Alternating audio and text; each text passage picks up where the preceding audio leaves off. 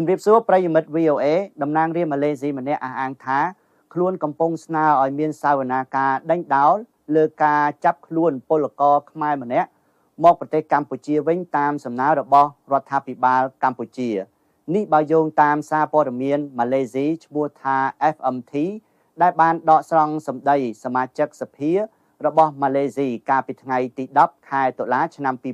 2024តំណាងរាស្ត្រម៉ាឡេស៊ីលោក Wang Chen ដែលជាប្រធាននៃគណៈកម្មាធិការសភាទទួលបន្ទុកផ្នែកទំនាក់ទំនងអន្តរជាតិនិងពាណិជ្ជកម្ម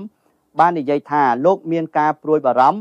អំពីការបណ្តេញចេញយ៉ាងប្រញាប់ក្រោយពលករនោះត្រូវបានចាប់ខ្លួនហើយឃុំខ្លួនក្នុងប្រទេសម៉ាឡេស៊ីរយៈពេលតែ2ថ្ងៃប៉ុណ្ណោះលោកត្រូវបានដកស្រង់សម្ដីដោយសារព័ត៌មាន FMT ក្នុងន័យដើមថាអ្នកស្រីត្រូវបានឃុំខ្លួននៅថ្ងៃសៅរ៍ហើយត្រូវបានបណ្តេញចេញនៅថ្ងៃច័ន្ទវាច្បាស់ណាស់ថាអ្នកស្រីមិនទទួលបានមេធាវីការពារណាមួយឡើយវាមានកង្វះខាតដំណើរការយុត្តិធម៌នៅក្នុងករណីនេះការចាប់ខ្លួនពលករខ្មែរអ្នកស្រីនួនទឿនដែលជាអ្នករិះគន់មេដឹកនាំកម្ពុជាក៏ត្រូវបានអ្នកតាមដានមើលឃើញថាប្រទេសម៉ាឡេស៊ីលែងជាកន្លែងសុវត្ថិភាពសម្រាប់អ្នករិះគន់និងអ្នកដែលសុំសិទ្ធិជ្រកកោនក្នុងប្រទេសនោះហើយរដ្ឋាភិបាលម៉ាឡេស៊ីត្រូវបានចោទប្រកាន់ថារំលោភសិទ្ធិមនុស្សធ្ងន់ធ្ងរផងដែរ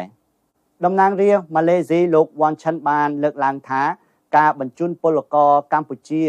មកប្រទេសកម្ពុជាវិញក្នុងរយៈពេលខ្លីនេះវាក៏ប៉ះពាល់ដល់ការបដិញ្ញារបស់ម៉ាឡេស៊ីក្នុងការការពារសិទ្ធិមនុស្សលោកអំសំអាតនាយកចាត់ការទូតនៃអង្គការសិទ្ធិមនុស្ស Liga do បានប្រាប់ VOA ថានេះជាលើកទី1ហើយដែលអាជ្ញាធរម៉ាឡេស៊ីចាប់បញ្ជូនពលករខ្មែរបញ្ជូនមកប្រទេសកម្ពុជាតាមសំណើរបស់រដ្ឋាភិបាលលោកលើកឡើងថាការចាប់បញ្ជូននេះក៏មានការរិះគន់ផងដែរថារដ្ឋាភិបាលម៉ាឡេស៊ីរំលោភសិទ្ធិមនុស្សធ្ងន់ធ្ងរហើយម៉ាឡេស៊ីលែងជាកន្លែងដែលមានសុវត្ថិភាពសម្រាប់អ្នករិះគន់សុំសិទ្ធិជ្រកកោនរស់នៅក្នុងប្រទេសនោះបើតាមលោកអំសំអាតពលករនួនទឿនគឺជាពលករស្របច្បាប់ដែលរស់នៅក្នុងប្រទេសម៉ាឡេស៊ីបើតាមអាជ្ញាធរកម្ពុជាពលករខ្មែរនួនទឿនត្រូវបានបញ្ជូនមកដល់ប្រទេសកម្ពុជាកាលពីថ្ងៃទី1ខែតុលាឆ្នាំ2024ហើយបច្ចុប្បន្ននេះអ្នកស្រីត្រូវបានឃុំខ្លួននៅពន្ធនាគារព្រៃសរក្នុងរាជធានីភ្នំពេញអ្នកស្រីត្រូវបានចោទប្រកាន់ពីបទញុះញង់បង្កឲ្យមានភាពអសន្តិសុខក្នុងសង្គម